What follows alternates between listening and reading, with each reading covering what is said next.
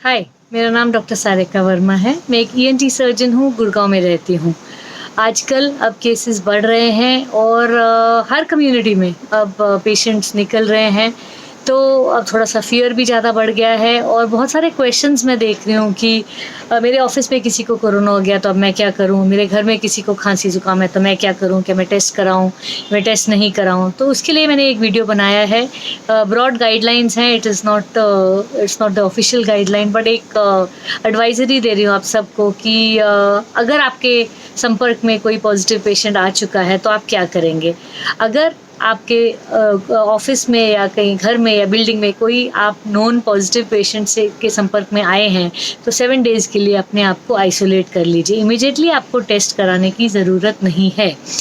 अगर आपके घर में किसी को भी खाँसी, बुखार या गले में दर्द है, तो आप इमेजिन करिए कि आपको हो सकता है कोरोना हो। Do not wait for a test. अगर टेस्ट आएगा उसके बाद ही हम एक्शन लेंगे, ये नहीं करना है। आप इमेजिन करिए कि आपको ऑलरेडी कोरोना है, तो आप किस तरह से बिहेव करेंगे अगर आप पॉज़िटिव होंगे, वो आप पहले ही बिहेव कर लीजिए। जैसे ही आपको ये 3 सिम्पटम आते हैं, फ़ीवर, गले में दर्द या खांसी, इन तीनों सिम्पटम के आते चलते ही आप बिहेव करिए कि आपको ऑलरेडी इन्फेक्शन है। पूरी फैमिली को घर पे आइसोलेट कर लीजिए। कोई भी किसी भी वजह से बाहर ना निकले एटलीस्ट 7 टू 10 डेज़, जब तक किसी को सिम्पटम ना रहें।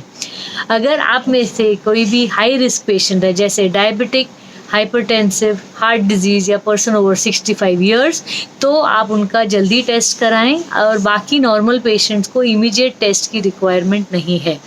अगर किसी को सिम्पटम आते हैं, वो हाई रिस्क हैं, उनका टेस्ट पॉज़िटिव आता है, तो उनके ऑक्सीजन सैचुरेशन आप चाहे घर पे मॉनिटर करते रहिए। छोटा pulse oximeter are now available online. Oxygen saturation maintain अगर कर रहे हैं और डॉक्टर के आप संपर्क में रहिए, आपके फैमिली फिजिशियन के आप टच में रहिए, वो आपको ऑनलाइन ट्रीटमेंट देते रहेंगे। तो that is the safest way to become alright. अगर किसी को ब्रेथलेसनेस हो जाती है या आपकी तबीयत ज़्यादा बिगड़ जाती है या ऑक्सीजन सैचुरेशन मेंटेन नहीं हो रहा, तभी आप हॉस्पिटल में एडमिट होइए। अगर हम सोचें कि हम अपनी पुल पुश से अगर पॉजिटिव आ गए हैं तो सीधे हॉस्पिटल भर्ती हो जाएं, तो हो सकता है यू कैन अफोर्ड इट, लेकिन आप उन लोगों को ट्रीटमेंट से वंचित कर रहे हैं जिनको उस बेड की, उस हाई फ्लो ऑक्सीजन की आपसे ज़्यादा रिक्वायरमेंट है। अगर आप एसिम्प्टोमेटिक हैं तो 97% चांस है कि आप घर पे ही रह के ठीक हो जाएंगे। Even in the western world her positive patient को घर पे ही ट्रीटमेंट किया जा रहा है। हर पेशेंट को हॉस्पिटल में एडमिट करने की क्षमता किसी भी देश में नहीं है, इंडिया में भी नहीं हो सकती। हमारी सरकार अपनी तरफ से कोशिश कर रही है, हमारी तरफ से हॉस्पिटल और डॉक्टर्स भी अपनी तरफ से कोशिश कर रहे हैं। लेकिन अगर कम्युनिटी ये सोचे कि अगर मैं पॉजिटिव हूँ तो मैं सीधे हॉस्पिटल भर्ती हो जाऊँ, तो वो पॉसिबल नहीं है। हर पॉजिटिव पेशेंट के लिए किसी भी कंट्री में बेड नहीं है। हमें घर पे ही रहना है, घर पे इसका ट्रीटमेंट करना है और ठीक होना है। This is a very difficult time, लेकिन हमें एज़ अ कम्युनिटी समझना पड़ेगा कि जो वल्नरेबल पॉपुलेशन है, एल्डरली पेशेंट्स हैं, डायबिटिक्स, हाइपरटेंसिव्स, उनको कॉम्प्लिकेशंस की ज़्यादा शंका है, उनको हो सकता है कि जल्दी ट्रीटमेंट बीमारी ज़्यादा ख़राब हो सके, तो उनके लिए हम बेड खाली छोड़ें ताकि अगर ऐसे कोई पेशेंट को ज़रूरत हो तो सीधे उनको बेड मिल सके।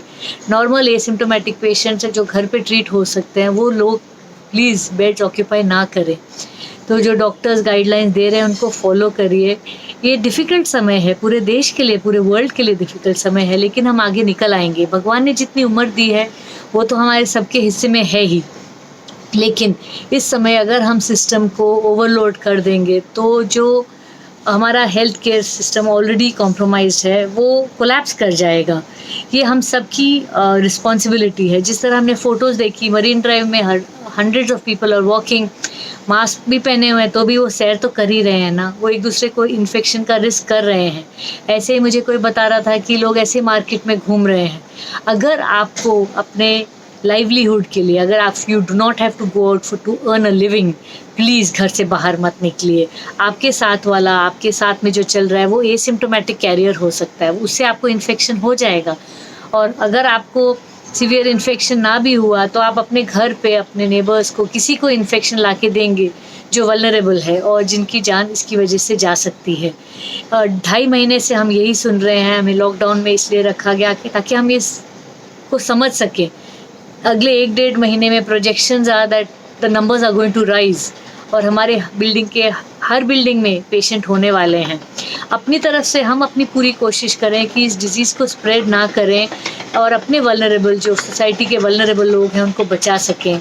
इंडिया को इस डिफ़िकल्ट सिचुएशन से निकलना ही है। हम जितने ज़्यादा जानें बचा कर निकल सकें, हम सब के लिए बहुत अच्छा होगा। मैं रिक्वेस्ट कर रही हूँ आप सबसे, wear a mask, stay at home, don't touch your face. अगर आपको बाहर जाना है मास्क पहनिए और हर किसी से 6 फीट दूर रहिए। अपने फेस को टच मत करिए, हैंड वॉश करिए, सैनिटाइज करिए। लगातार हम ये सुन रहे हैं, इसको एक्शन में लाने का समय है। Don't step out if you don't need to. अगर आपको माइल्ड सिम्टम्स है तो आप घर पे ही रह के ट्रीट करिए। अगर सिम्टम्स बढ़ जाते हैं तो हेल्पलाइन पे कॉल करिए और आपको तुरंत एक्शन दिया जाएगा।